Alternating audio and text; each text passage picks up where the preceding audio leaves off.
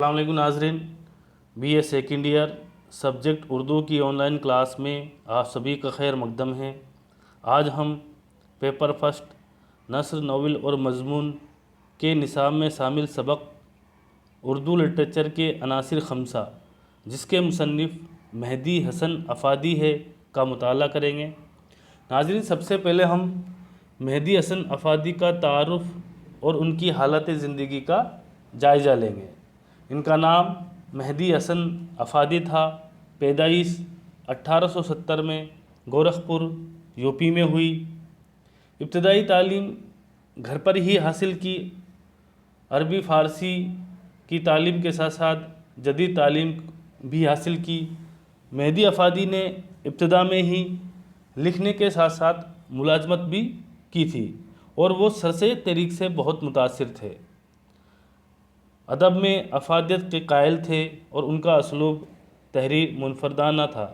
यानी मेहदी हसन अफ़ादी सर सैयद की जो तहरीक अलीगढ़ में शुरू हुई थी उससे बहुत मुतासिर हुए और वो मानते थे कि ये तहरीक अदब को बहुत फ़ायदा पहुँचाएगी और अदब ऐसा होना चाहिए जिससे लोगों को फ़ायदा हासिल हो। उनका लिखने का जो अंदाज़ तहरीर था वो सबसे जुदागाना था, सबसे मुनफरदाना था।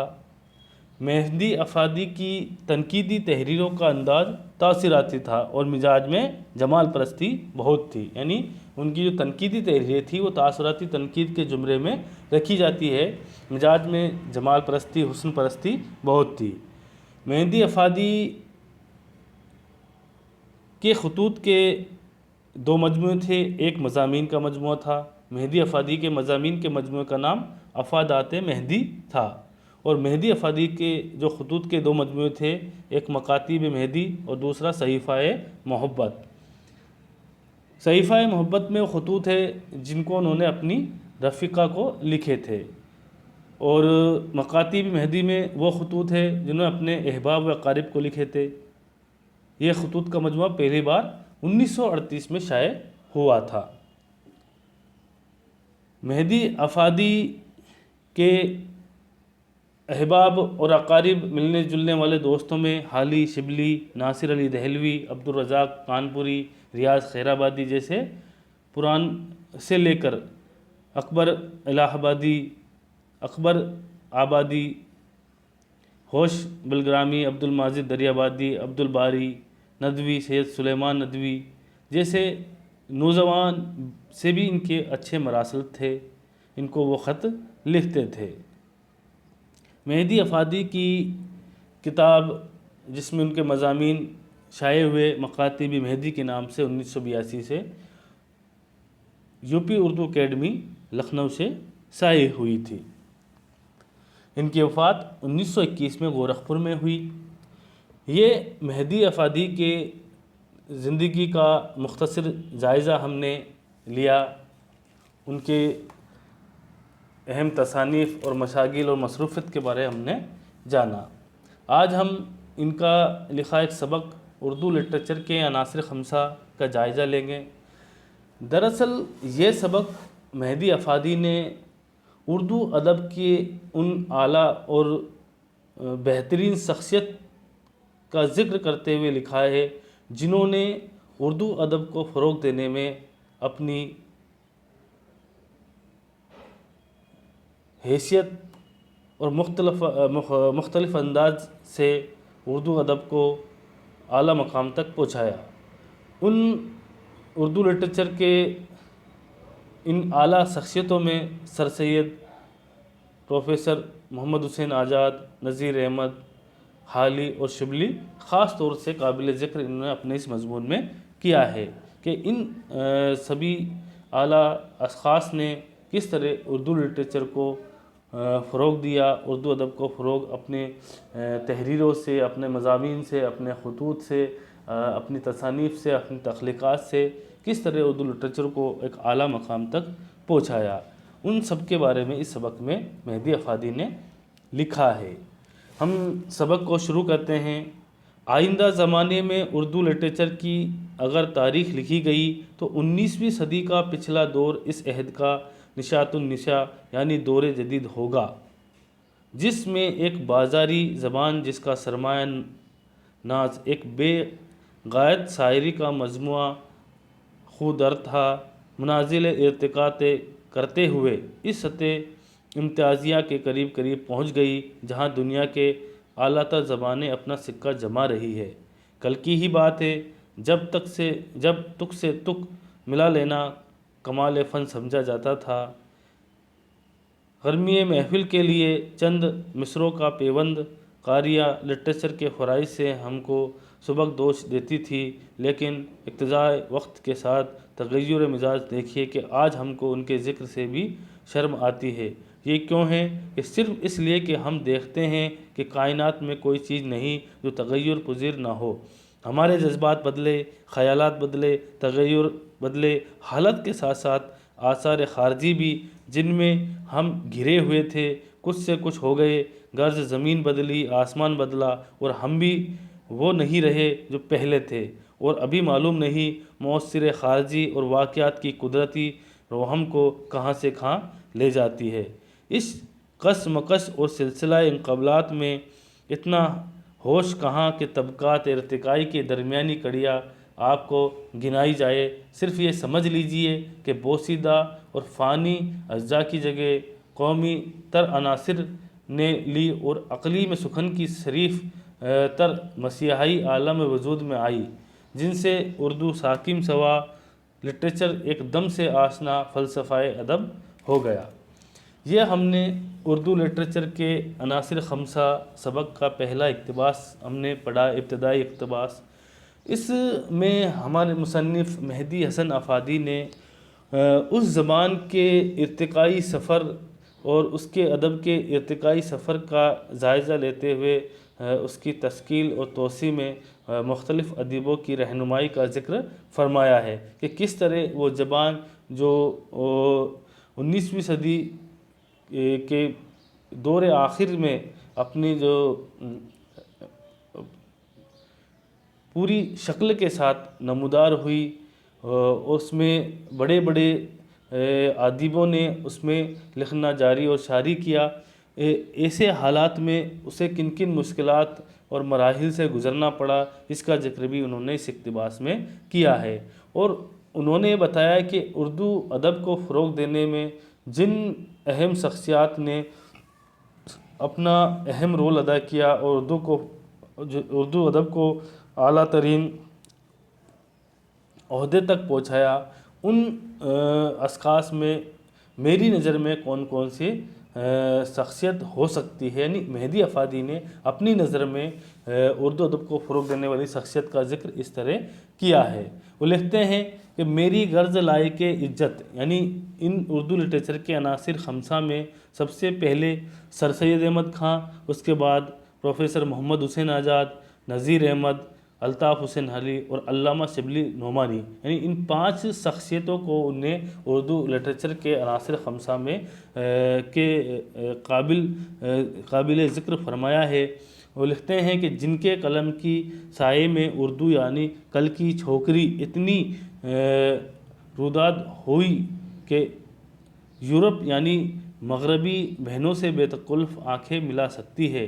ان میں ہر شخص اپنے لحاظ سے ادب کے ساتھ ساتھ اپنے دائرے کا آپ مالک ہے، اور جس طرح ادب القدمہ یعنی کلاسیکی آج واجب التعظیم سمجھا جاتا ہے، ایک وقت آئے گا جب ان کی ادبیات کا بیشتر حصہ لائق پرستش اور غیر فانی سمجھا جائے گا۔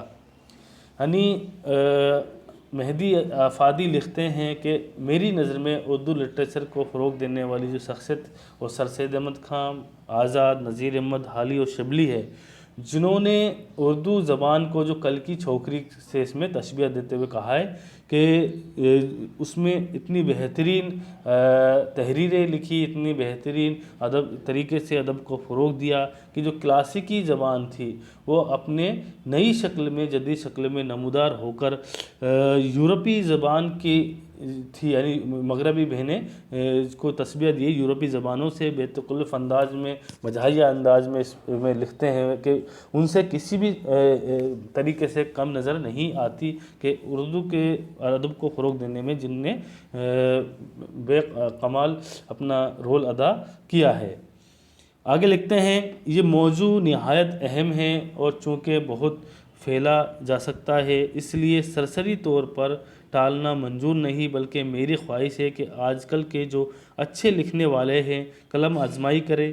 میری غرض لائق نگاری سے نہیں بلکہ صرف تنقید ادبی یعنی لٹریری ریویو چاہتا ہوں، جس میں یہ لحاظ فن فرداً ہر مصنف کے نتائج فکر کی خصوصیات اس طرح دکھائی جائے کہ ایک حد تک تنقیدات عالیہ یعنی ہائر کریٹیسزم کا حق ادا ہو جائے۔ یعنی وہ کہتے ہیں کہ جو ادب لکھا جا رہا ہے، جس زبان میں ادب لکھا جا رہا ہے، اس ادب کے ساتھ ساتھ اس کی تنقید بھی ضروری ہے، اس کا کرٹیسزم بھی ضروری ہے، تاکہ ادب کی اصلاح ہو سکے اور ادب زیادہ اچھے طریقے سے لکھا جا سکے۔ آگے لکھتے ہیں، سر سید نے ادب اور معقولات پر جس حد تک مشتبہ رنگ چڑھایا ہے دراصل ان کی ادبیات میں داخل ہونے کے لائق ہے۔ یہ انہی کے قلم کی آواز باز گشت ہے جو ملک میں بڑی سے مصنف کے لیے دلیل راہ بنی۔ آج جو خیالات بڑے آب و تاب اور عالمانہ سنجیدگی کے ساتھ مختلف لباس میں جلوہ گر کیے جاتے ہیں دراصل اسی زبردست اور مستقل شخصیت کے عوارض ہیں، ورنہ پہلے بے جنس گرا بعد وصف استعارات اچھوں کے دست رس سے باہر تھی۔ سر سید کے کمالات ادبی عدم کا اعتراف صرف ناشکری نہیں بلکہ تاریخی غلطی ہے، اور میں خوش ہوں کہ شریف النفس حالی نے آج کل کی بہتر سے بہتر سوانح عمری لکھ کر منحرف طباع کو بے سخت سے سخت شکست دی۔ جو خوبیاں آ سکتی ہے لیکن نئی نسل پچھلا سبق کس قدر بھول چکی ہے۔ حالانکہ سر سید کے حقوق زیادہ تر اسی گردن پر ہے، بلکہ مجھے کہنا چاہیے کہ لٹریچر کے حقوق کا اقتضانہ یہ ہے کہ سر سید کے علمی کارنامے پر نگاہ عکس زیر ڈالی جائے، اور اس کے لیے سجاد حیدر یلدرم مجھے زیادہ تر موضوع معلوم ہوتے ہیں۔ یعنی اس اقتباس میں مہدی افادی لکھتے ہیں کہ جو سب سے پہلی شخصیت اردو لٹریچر کے عناصر خمسہ میں ان نے ترتیب دی ہے وہ سر سید احمد خاں کو دی ہے، اور انہوں نے لکھا ہے کہ سر سید احمد خاں نے جو ادب لکھا ہے، سر سید احمد نے جو اپنے مضامین، اپنی تحریریں جو لکھی ہے، وہ اردو ادب کے اعلیٰ ترین تخلیقات ہے، اور اس کا کسی بھی حد تک یورپی مغربی جو تخلیقات سے اگر ہم اس کا موازنہ کریں تو کہیں بھی وہ مغربی تحریروں سے کم تر نہیں بیٹھتی ہے۔ لیکن اس کے باوجود سر سید کی مخالفت بھی ہوئی، کئی تنقید نگاروں نے ان کے بارے میں لکھا، لیکن حالی نے جب ان کی سوانح عمری یعنی حیات جاوید لکھی تو اس میں ان کی بہت ساری خوبیوں کے ساتھ ساتھ ان کی قدر شناسی کو بھی ان نے زیر نظر لائے۔ اس کے علاوہ ان نے کہا کہ سجاد حیدر یلدرم نے بھی سر سید کے بارے میں ان کے علم کارناموں پر نگاہ عزم ڈالی، وہ بھی خاص طور سے قابل ذکر ہے۔ وہ دوسرے عناصر خمسہ یعنی علامہ نذیر احمد، ڈپٹی نذیر احمد کے بارے میں بھی لکھتے ہیں کہ ان کا افتخار عالم کے سر لگانا چاہتا ہوں کہ جنہوں نے حال میں مولانا کی نہایت مفصل سوانح عمری شائع کی ہے۔ یہ سر استحقاق ہے، ان سے بہتر کوئی شخص خیال میں نہیں آتا۔ یہ لکھی گئی اور ہمدردانہ سخن گستار نے لکھی گئی۔ اس ضرورت ہے کہ نذیر احمد کو ایک حد تک اقلبات سے رسیا تڑاتے رہے، لیکن ادب اور منقولات سے متعلق جو دفتر انہوں نے چھوڑا ہے وہ اس قدر اہم ہے کہ کچھ سرسری ریمارک کرنا چاہتا ہوں کہ مگر سمجھ میں نہیں آتا کہاں سے شروع کروں۔